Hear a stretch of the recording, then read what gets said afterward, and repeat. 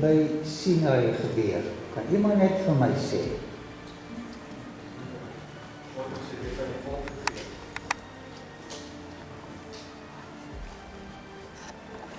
Een wetgewer openbaar sy karakter deur sy wet. Daar was Egiptiese wetskodes, Hethitiese, Babyloniese, Assiriese wetskodes. Maar nog nooit het hierdie wêreld so 'n kode gesien. Die Skepper het sy karakter van liefde kom openbaar. Maar liefde openbaar hom nie altyd op 'n romantiese manier nie. Daar's verskillende maniere wat liefde homself manifesteer. Watter gebod dink jy is die belangrikste van die 10? Noem vir my. Hoeveel? Jy maak sê die eerste ene, staan nog. Nog ene koop jy doen dit. Watter een is vir julle die kosbaarste? Sabbat.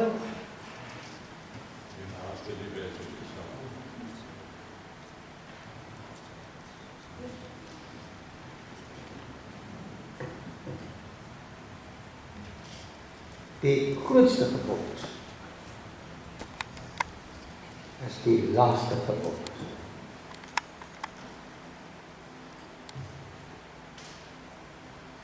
Jy mag nie egbreek nie, jy mag nie steel nie. Ons het 'n paar wetsgeleerdes hier by ons.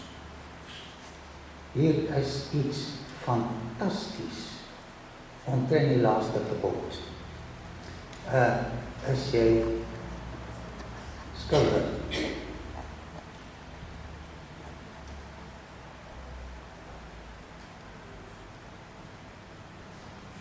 Watter gebod moes jy oortree voordat jy hierdie twee kon oortree het?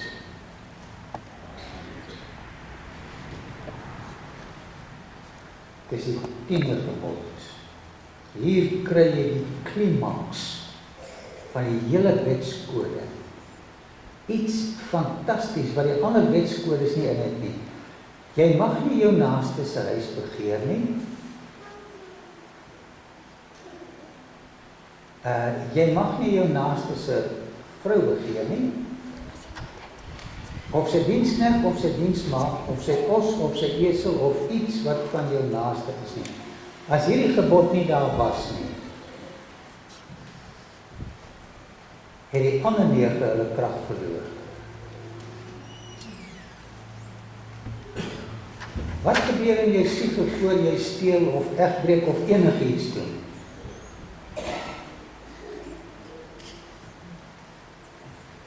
Hierdie is die wetskode van Hammurabi, Akkadiese wetskode. Interessant om te lees hoe hy naby die 10 gebooie kom en naby die ander wette, maar dan raak dit 'n bietjie absurd hoe verder jy die wette lees. Hier het ons die Babyloniese wetskode. Wat is die verskil tussen al die antieke wetskodes en die 10 gebooie? Al die ander wetskodes konsentreer net op gedrag en nie op dit wat in die hart omgaan. So die 10de gebod breek weg met al die wetskodes en hy kom na jou hart toe. Ongelooflik briljant. Jakobus 1 vers 13 en 14, laat niemand, want almal, hy sê maar laat niemand, as hy in versoeking kom, sê ja, maar het was dit of dat nie. Ek word deur God versoek nie, want God kan deur die kwaad nie versoek word nie, en self versoek hy niemand nie. Hy elkeen wat versoek, maar elkeen word versoek as hy deur sy eie. En hier kom Jakobus na die 10de gebod toe. Deur sy eie begeerlikheid weggesleep en verlok word. As ons die 10de gebod bestudeer en internaliseer, sal nie 'n probleem wees met al die ander gebooie. Daarom is die begeerlikheid ontvang het, waar dit sondernis die sonde tot volle ontwikkeling gekom het, bring dit die dood mee. So Jakobus konsentreer op die 10de gebod hier. Prediker, bewaak jou hart, jou denke, jou frontale lobe, meer as alles wat bewaar moet word. 10de gebod. Van daaruit is die oorspronge van die lewe. Saai 'n gedagte, maai 'n daad. Saai 'n daad, maai 'n gewoonte. Saai 'n gewoonte, maai 'n karakter. Saai 'n karakter, maai 'n ewigheid. Kom ons kyk mooi hierna. Jy mag nie jou naaste se huis begeer nie. Jy mag nie jou naaste se vrou begeer nie. Of sy diensknegt, of sy diensmaag, of sy os, of sy esel, sy Mercedes of sy Ferrari, sy dubbelverliefing is, of iets wat van jou naaste is nie, die meublement het net 'n bietjie verskuif. Die kern is nog daar. Nou hoe verduidelik Jesus die wetgewer hierdie gebod? Die antieke kodes konsentreer op die daad. En hier kom God se wet. En hy loop na 'n ander plek toe met jou gedagtes. Maar ek sê vir julle, dat elkeen wat na 'n vrou kyk, maar dan kwalifiseer hy ook. Jy mag kyk maar om haar te begeer. Reeds in sy hart met haar egbreuk gepleeg het. Die 10de gebod is die kerngebod. Daar vind eers 'n affektiewe, dan 'n kognitiewe en dan 'n kognitiewe proses plaas voor die daad gepleeg word. Nou miskien weet jy nie wat is affektiewe nie. Affectionate. Jy ervaar alles eers volgens jou emosies, jou bank van emosies, die amygdala onderkant die hypothalamus. En as jy eers gevoel het, dan dink jy kognitief. En as jy klaar is met die kognitiewe, die denke, dan kom die kognitiewe, dit is jy besluit. Eers voel jy, dan dink jy, beweeg dit, en dan maak jy 'n besluit. Voor elke versoeking is hierdie proses daar. Affektief, kognitief, kognitief. Dames, het dit al ooit met julle gebeur? Mans, het dit al ooit met julle gebeur? En dames, hoeveel beradings het ek nie al gedoen? My man verstaan my nie. Dan weet ek wie se probleem. Daar's 'n ander ou wat daar verstaan. Mans, het dit al ooit met julle gebeur? My vrou net die hele dag lank. Ek loop. Die 10de gebod kom na die hart toe. Ek moet julle net gou vertel van mevrou dokter.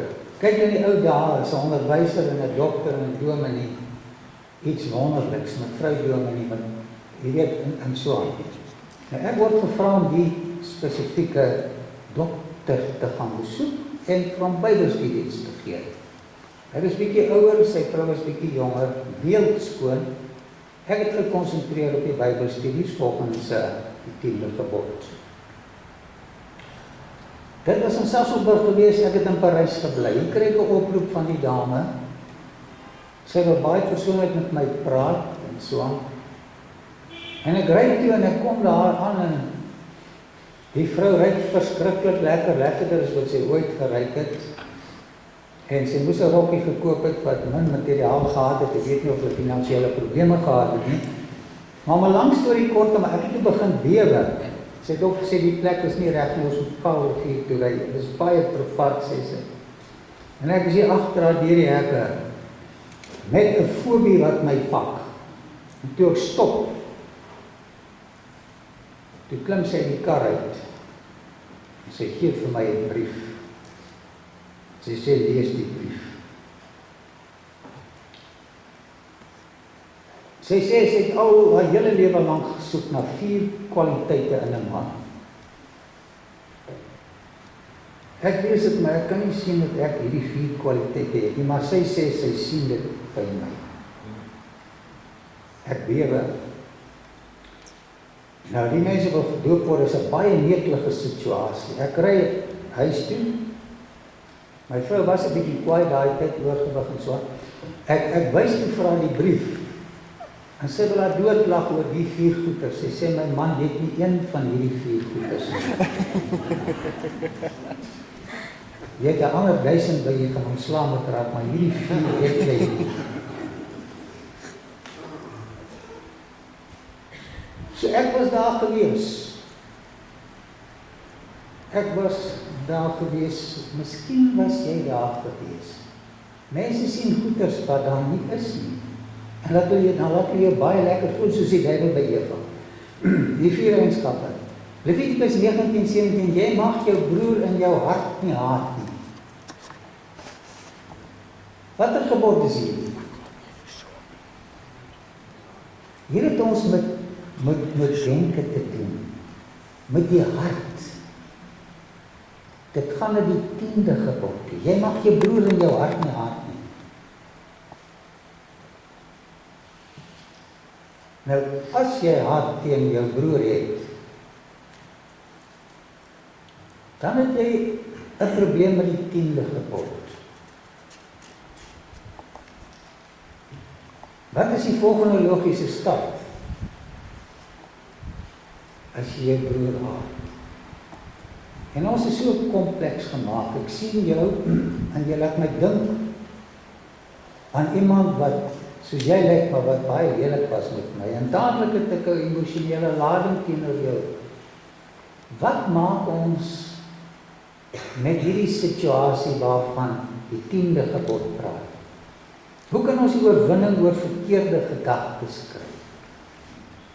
2 Korinte 10 vers 3 en 4 sê, want hoewel ons in die vlees wandel, ons sit nou maar met hierdie vlees, en die man stap altyd saam met ons kan nie ontslae raak van ons geval in natuur nie, voer ons die stryd nie volgens die vlees nie.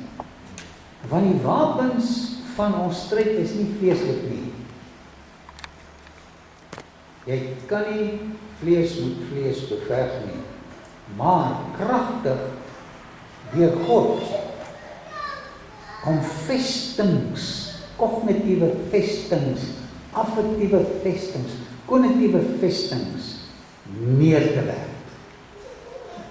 Terwyl ons planne verbreek en elke skans wat opgewerp word teen die kennis van God en elke gedagte gevangen neem. Hierdie woord in Grieks gevangen neem is 'n bewaarder wat 'n krimineel vat en hy gooi hom in die tronk.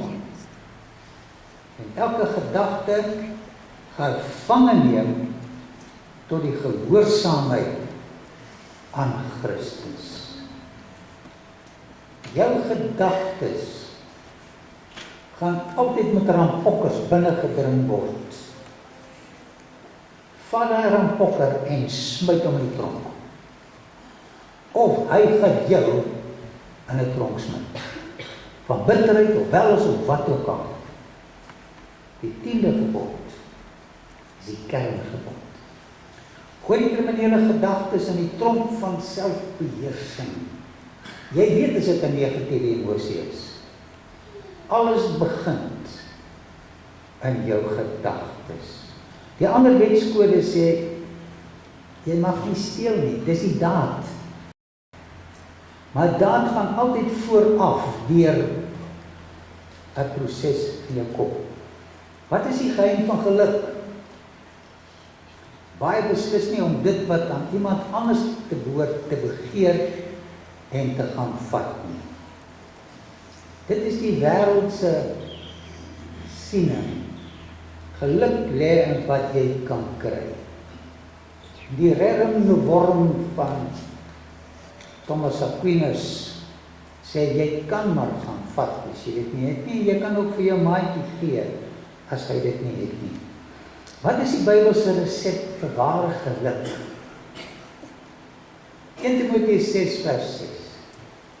Die godsdienst is 'n groot wins as iemand tevrede is met wat hy het. Hier kom hy na die 10de gebod. Godsaligheid saam met vergenoegdheid is 'n groot wins. Soek jy 'n wins? Die grootste wins wat daar is die woordjie vergenoegdheid. Hoe definieer Paulus wins? Hy sê, hoe word godsaligheid saam met vergenoegdheid vir my 'n groot wins? Paulus verduidelik vir ons, hy's 'n baie slim man.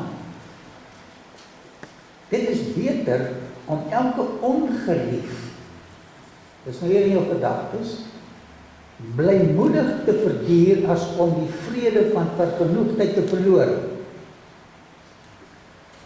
Onvergenoegdheid is deel van ons gevalle nature. Onvergenoegdheid moet altyd vervang word met vergenoegdheid.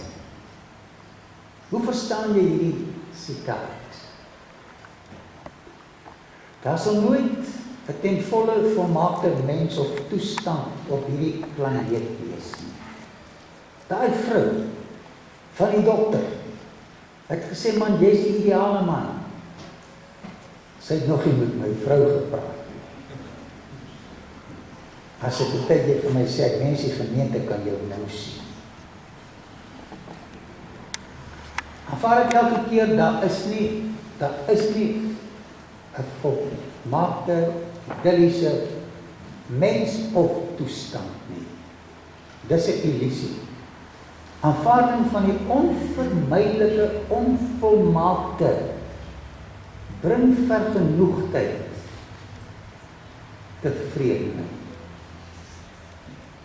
Jy het iemand wat jou verskriklik irriteer en jy wil graag daai mens verander. Jy moet nie onvergenoeg wees nie, maar vergenoeg met die wete, jy kan nie 'n moeilike korrelkop verander nie. Spreuke 30 vers 15. Die bloedseier het 2 dogters. Hulle is G en G.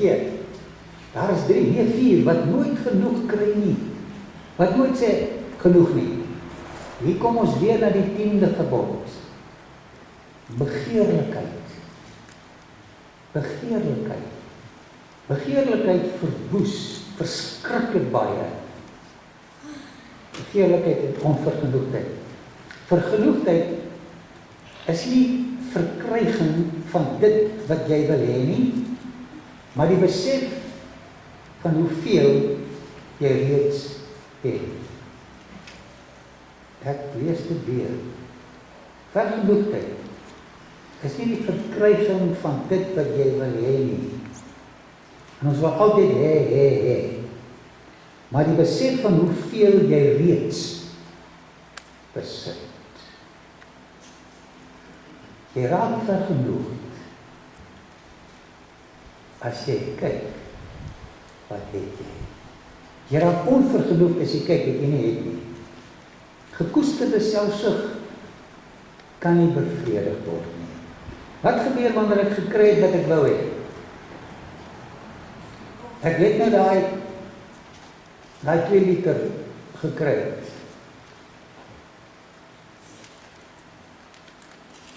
En ek mik nou vir 3 liter.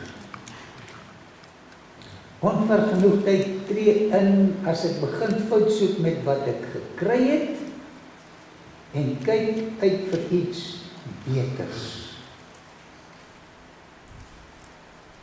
Wat se kar is hierdie? Wat? Hier is 'n Maserati. Jy het geen kennis van ordentlike karre nie.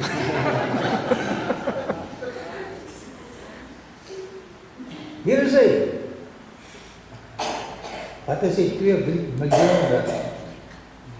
Julle sal weet. Hy wat die minste begeer, is hy wat die meeste besit. Hy wat die minste begeer, is hy wat die meeste besit.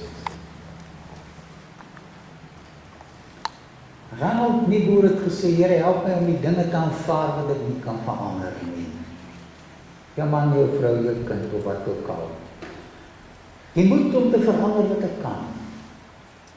En wysheid om die verskil te sien. Ek doen 'n reeks lesings in Hoedspruit, en hier kom 'n man met 'n hemp en 'n broek. Hy kom van Kariba af. Hy het alles verloor. 'n multimiljonair. Hy is deur 'n proses. Hy sê vir my, ek was nog nooit so gelukkig in my hele lewe nie. Geluk lê nie in wat ek het nie. Geluk lê baie keer in wat ek verloor het. Ons moet 'n bietjie anders kyk na die lewe, die tiende gebod. Wat is die dinge in jou lewe wat jy nie kan verander nie? Hier in Pietersburg raak ek verlief op Esther Rode. Nou ek was eenvoudig, my klere drag, ek kom uit 'n arm huis uit. My skoonouers was bietjie grand en so aan. Nou sê my skoonma, jy kan nie met hom trou nie, want hy het nog nie kyk nie. Hy moet eintlik 'n ingenieur of 'n plaasboer of 'n dokter of 'n ding gewees het om te pas in die status van die. Ek was 'n bietjie kort gewees, ek het 'n kursus gekoop om lank te word. 6 duimsel in die jatretensie, ek het probeer my kyk oefen. Ek moes aanvaar dat ek nooit sal kyk hê nie, en nooit sal lank word nie. En dan kry jy vrede. Daar's dinge wat jy probeer verander, jou man of jou vrou, jou ou man sal altyd dieselfde wees. Moenie moan oor hom nie, hy sal altyd dieselfde wees. Wat is die dinge in jou lewe wat jy wel kan verander? Kyk tog mooi wat jy wel kan verander. Besit jy die wysheid om die verskil tussen die twee te sien? Jy kry dom mense en ek is baie so dom. Ons wil mense verander. Jy kan aanvaar, maar om 'n ander mens te verander, living one day at a time, enjoying one moment at a time, accepting hardships as the pathway to peace, ons sien dit pathway to disaster, taking as he did, Christ, this sinful world as it is, not as I would have it. Aanvaar, sonder om te probeer te verander. Trusting that he will make all things right if we surrender to his will, so that I may be reasonably happy in this life and supremely happy with him forever and ever in the next. En Timoteus 6:6, die godsdienst is 'n groot wins. Wanneer word godsdienst 'n groot wins? Hy kwalifiseer as iemand tevrede is met wat hy het. Jy sal altyd iets hê om tevrede oor te wees. Godsaligheid saam met vergenoegdheid is die grootste handelstransaksie wat jy in jou kop kan maak. Dit bring geluk. Besit jy die onberekenbare rykdom van geluk? Of hunker jy soos 'n ma na 'n man met 4 kwaliteite? Ek en Walter Feit is hierso by Giovanni, waar die pause in staatsie lê. En ek sê vir Walter, hey, hier's Francis van Assisi. Nou is nie vreeslik mal oor die arme man nie, sy kerkverband nie, maar ek dink Francis het 'n paar mooi dinge gesê. Lord, make me an instrument of your peace. Where there is hatred, let me sow love. Where there is injury, pardon. Where there is doubt, faith. Where there is despair, hope. Where there is darkness, light. And where there is sadness, joy. Moenie die duisternis vloek nie. Steek 'n kers aan. 10de gebod. Grant that I may not so much seek to be consoled as to console, to be understood as to understand, to be loved as to love. For it is in giving that we receive, it is in pardoning that we are pardoned, and it is in dying to ourselves that we are born to eternal life. 10de gebod, as daai begeerte by jou kom om te haat. Ofwel is kykversoekings loop saam met jou ouderdom. Daar so paartjies wat verdwyn as ons oud is. Wie is dit wat die gedig geskryf het? Ek dink is Pope, een van die Engelse digters. Hy het nou al die sondes al probeer, en hy sê, hy het nou miserly probeer, hy kan probeer om 'n miser te word. Maar daar gaan altyd versoekings wees, volgens jou ou liggaam. Ek het in die Suid-Kaap gewerk. Luister na. En as jy ooit bewyse sien, wat jy na jou asem wat snap, dan ry na die heks toe, rond, en die karre is iets vreesliks.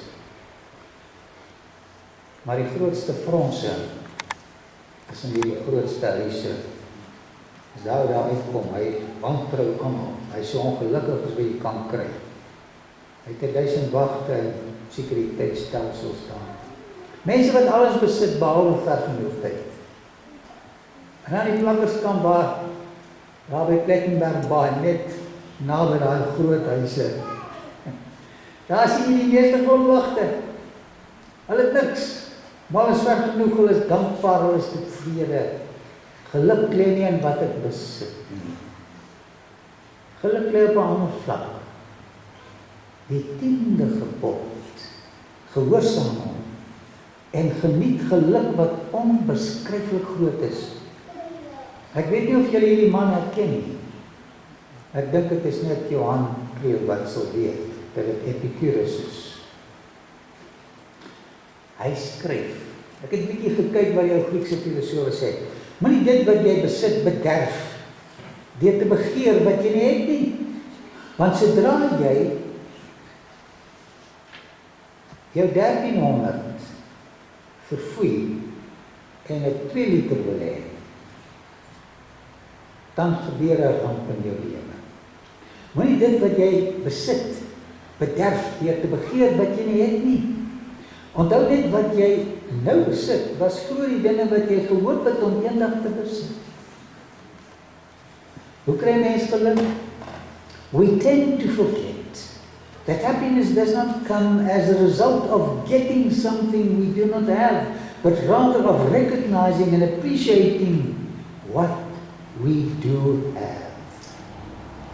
When upon life's billows you are tempest-tossed, when you are discouraged, thinking all is lost, count your many blessings, name them one by one, and it will surprise you what the Lord has done. Met die waar is jy, my sister? Socrates, ons is weer by hom.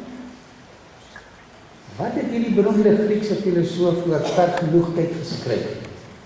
Hy sê vergenoegdheid is natuurlike rykdom. Leksheid is nagemaakte armoede.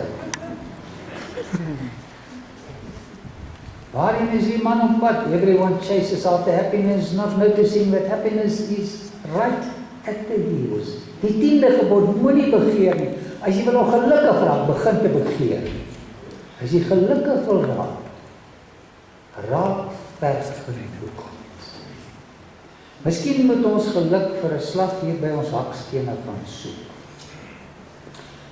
Dis nie vreemd vir ons selfsugtige natuur om soveel geld as moontlik in die hande te probeer kry nie.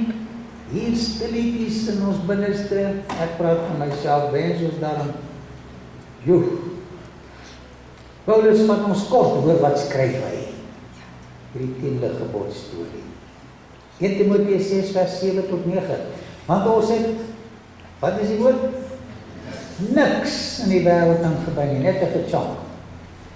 Ons kan ook niks daaruit wegneem nie. As ons dan kos, sê nie wat, hoeveel of hoe lekker nie. As ons dan kos en klere het,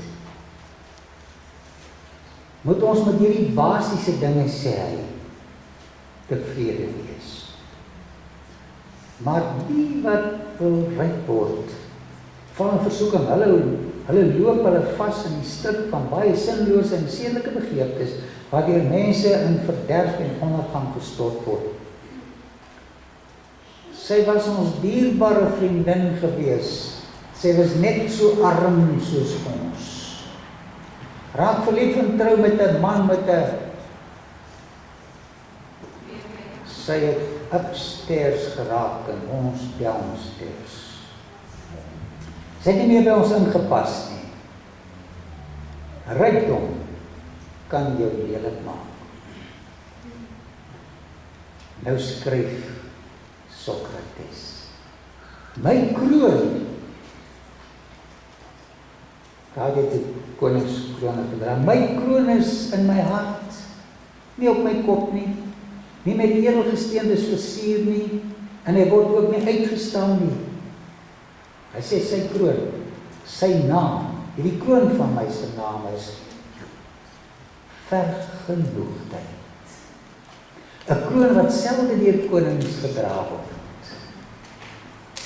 Ek moet met 'n kroon deur die lewe stap, van dankbaarheid, tevredenheid, vergenoegdheid. Dra ons daardie kroon. We may pass by violets, looking for roses. We may pass contentment, looking for victory. Die 10de gebod sê, vergenoegdheid. Kom ons sien weer die mooi dinge hier by ons raak. Daar so baie. 1 Timoteus 6 vers 10, geldgierigheid is 'n wortel van allerlei kwaad, 10de gebod. Party het geld nagejaag en toe van die geloof afgedwaal. Daardeur het hulle self baie ellende op die hals gehaal. Hy wat weet wat genoeg is, sal altyd genoeg hê. En alles op,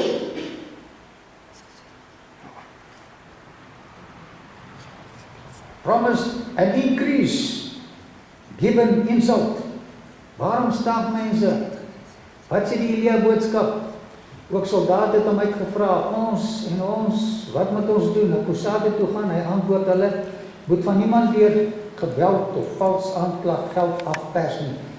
Maar wees tevrede met julle betaling. Waardeer die geld wat jy het, en vra vir die Here wysheid om dit aan te wend ten beste. Nie meer nie, maar wysheid om dit wat jy het te waardeer. Hiervan waar elke raar waar Johannes gepreek het, ek goed die Elia boodskap, wees tevrede, wees tevrede. Dit is ook die boodskap van vandag, vergenoeg. Wat het ek baie meer nodig as 'n jaarlikse verhoging, 'n dankbare tevredenheid vir wat ek wel nog verdien. Kyk wat jy het, nie wat jy nie het. Hebreërs 13 vers 5. Hou julle lewe vry van geldgierigheid, wees tevrede met wat julle het, 10de gebod. God self het gesê, ek sal jou nooit verlaat nie, jou nooit in die steek laat nie. Vergenoegdheid is 'n parel van groot waarde. En die een wat dit, en wie dit ten koste van 10.000 begeertes bekom, het 'n wyse en gelukkige aankope gemaak. Contentment is not the fulfillment of what you want, but the realization of how much you already have. Wat het Paulus alles verloor toe in die tronk gestop is? Hy het sy skootrekenaar weggevat, sy BlackBerry, sy paspoort, sy ID, sy klere, hy moes tronkklere aantrek. Hulle het alles van hom gevat, en in die Mamertieme tronk het hy die pragtigste boodskap geskryf. Filippense, uit die tronk uit. Vreugde, vreugde, blydskap, blydskap, blydskap is die tema van daai boek. Wat het hy nie verloor nie? Want as jy dit verloor, het jy alles verloor. Hy sê, wees altyd bly, skryf jy in die tronk, was in die tronk, is 'n nifrige koue tronk. Wees altyd bly in die Here, ek herhaal, wees bly. Wees inskikkelik teenoor alle mense, die Here is naby. Moet oor inflasie, petrol, stygings, die nuwe tolpad. Bekommer jou oor hierdie dinge. Nee, moet jou oor niks besorg wees nie. Wees vir niks besorg nie. Maar maak in alles julle begeertes teen die gebod. Deur gebed en smeking en met danksegging aan God bekend. Kopskuif, paradigma verskywing. Ek moes ou Shakespeare gelees het toe ek my papiere moes gekry het. Hy het klomp nonsens geskryf, maar hier en daar het hy nie nonsens geskryf nie. Hy sê, he who is not contented with what he has would not be contented with what he would like to have. As jy nie vergenoegdheid het nie, sê jy kry wat jy wil hê, maar as jy daar kom, sê jy nog onvergenoeg wees en nog meer wil hê en alles verloor. Wat is die gevolg wanneer ek nie meer besorgd is oor my toekoms nie, wanneer ek tevrede is en vergenoegd is? En die vrede, sê Paulus, van God, wat alle verstand te bowe gaan, sal oor julle harte en gedagtes die wag hou aan Jesus Christus. Vrede van God, watter groter rykdom is dan? Faith in God's love and overruling providence lightens the burdens of anxiety and care. It fills the heart with joy and contentment in the highest or the lowest lot. God desires us to rest content in His love. Kry vergenoegdheid in sy liefde vir jou. Iemand het oor liefde gesing. Dankie Tikker, gesê, is mooi. The contentment that Christ bestows is a gift worth infinitely more than gold and silver and precious stones. Daai gemoedsrus wat kom met vergenoegdheid is onbeskryflik. Glo ons werklik dat hy ons nog lief het, as dit met ons sleg gaan? Kom ons rus met tevredenheid en vergenoegdheid in die gedagte, hy het my lief. Die duiwel het my nie lief nie, hy stuur die rampe. Hoe nog kry 'n mens die geskenk van vergenoegdheid? Lowliness and meekness of mind in the gebode, which ever characterized the life of the divine Son of God, possessed by His true followers, bring contentment, peace and happiness that elevate them above the slavery of artificial life. Hy bel my, hy bespreek kant in Bloemfontein. Hy sê ek sielkundige hulp nodig, ek sê ek is nie sielkundige nie. Hy sê telefoongids gevat en deur al die kerke gekyk en toe hy is vasgesteek by die Adventiste. Hy sê hy wil nou kom, ons vroeg in die môre, ek sê ek kan jou eers half 1 sien. En is die sielkundige. Ek bid, sê Here help my. Die man kom daar aan, pragtig, mooi, opgevoed. Slim mense lyk ook so mooi reg vir my. Hy het verlies gehad en hy wil weer so 'n kar koop het wat hy gehad het. Hy is sielkundige gekom na my toe, man met 'n standaard 6, nou wil hy hierdie goeders weet. Maar ek het 'n fantastiese hoofstuk gelees oor mind cure, hoe genees jy die gedagtes? En hy het nou alles daar gesê. Toe sê van Theo, sy vrou was 'n koloratuur soprane, Jeanette Besuidner, groot sangeres. Ek sê wel, ek kan weer 'n afspraak reël, as jy net die volgende huiswerk vir my sal doen. Dit is wat ek toe gelees het. As jy môreoggend wakker word, dan wil ek jy met 2 woorde hardop sê. En ek wil jy met dit vir 7 dae sê. En dan maak jy afspraak met my na 7 dae en kan ons verder gesels. Ons het lang gesprek gehad. Hy sê, wat is die woorde? Ek kyk in sy suur gesig. Ek sien dit nog. Nou, ontevrede mens dan 'n lelike mens, nee, die lyf staan, niks tevrede. Ek sê, as jy wakker word, 2 woorde. Dankie, Here. Dis nou die geleerde man, kliniese sielkundige. Hy sê my, wie wat, ek het niks om oor dankbaar te wees. Ek sê wel, dit is nou nie my probleem nie. Dis nou die terapie wat ek voorskryf. En hy klim in sy Renault en hy ry weg. Dacht ek is ontslaaf van Theo Harris. Die 5de dag het hy my gebel en die storie vertel. Eerste môre word hy wakker. Hy het niks om oor dankbaar te wees nie. Maar hy besluit toe hy gaan maar probeer. Dankie Here. Volgende dag. Dankie Here. Die volgende dag. Dankie Here. Want dit werk so, wat jy verbaliseer, het die effek op jou siege.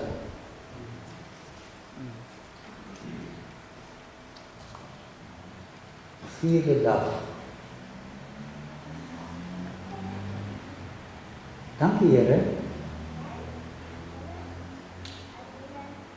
5de dag. Toe hy lei. Dankie Here. Hy het teruggekom na my toe. 'n geneesde, kroniese, sielsieke, sielkundige, kliniese sielkundige. 2 woorde.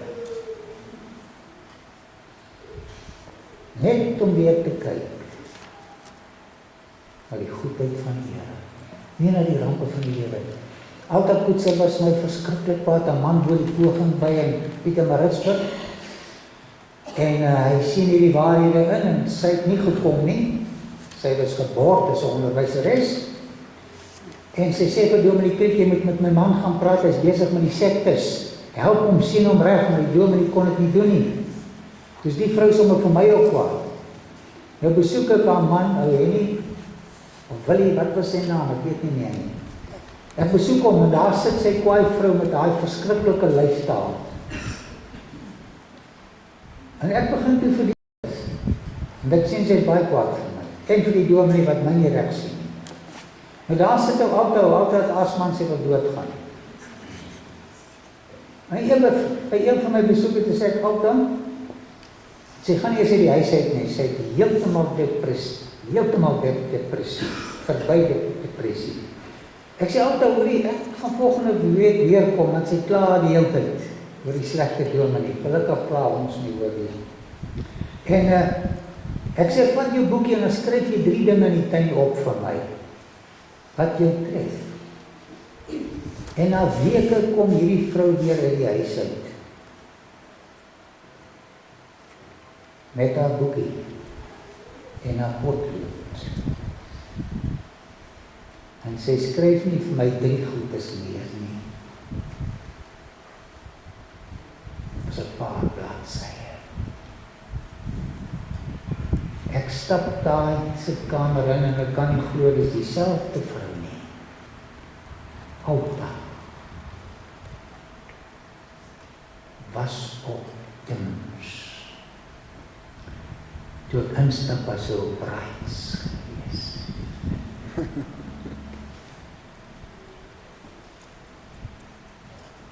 Die 10de gebod. Is jy 'n vergenoegde mens? Hoeveel keer sê jy dankie? Hoeveel keer sê jy gee my?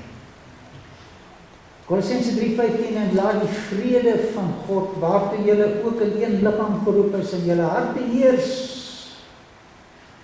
En Paulus sê, wees dankbaar. Want as jy dankbaar is, kan jy nie onvergenoegd wees nie. En as jy onvergenoegd is, kan jy nie dankbaar wees nie. Ek moet kies wie ek toelaat op die landskap van my siege. Laat toe dat die varsseëninge van elke nuwe dag lof in jou hart vir die bewyse van sy liefde laat ontwaak. Dit is lekker as jy vroeg opstaan, die son kom nou 5:00 op.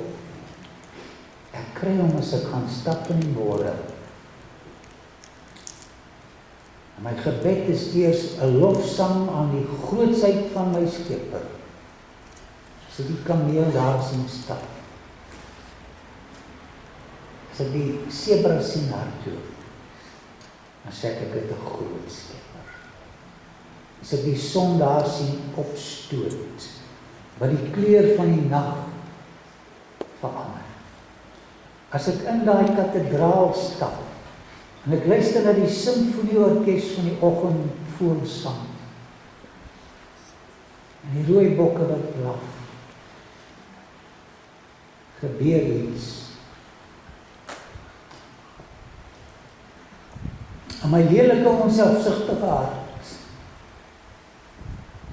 my hart wat moet kwessies rondloop, met onvergenoegdheid,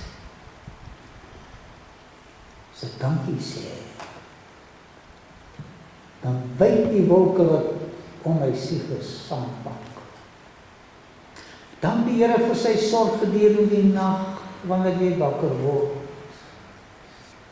Dank hom vir die vrede in jou hart, laat jou dankbaarheid soos parfuum na die hemel opstyg. As jy klaar te kere gaan, is dit 'n stank wat in die Here se neus opstyg. Ons het nie nodig om te kla nie. Mag die Here gedurig die reuk van vergenoegdheid by my ruik. Die 10de gebod. Jy mag nie jou naaste se huis begeer nie, maar jy mag sê dankie vir die pondokkie waarin ek bly. Jy mag nie jou naaste se vrou begeer nie, maar jy kan besluit dat jy tevrede gaan wees. Dat jou vrou wat jy nooit sal verander nie, of jou man wat jy nooit sal verander nie. En wanneer jy aanvaar, gebeur die wonderwerk aan jou denke. Of sy diensknegt, sy dubbelverdieping huis, of sy laptop of sy iPad, of wat hy het wat jy nie het nie. Sê dankie vir wat jy het. En die 10 ander 9 gebooie gaan 'n lied wees. Vergenoegdheid bring meer vreugde as wat jy kan hanteer. En in die hemel gaan ons aan mekaar vir ewig dankie sê. Kom ons oefen nou op.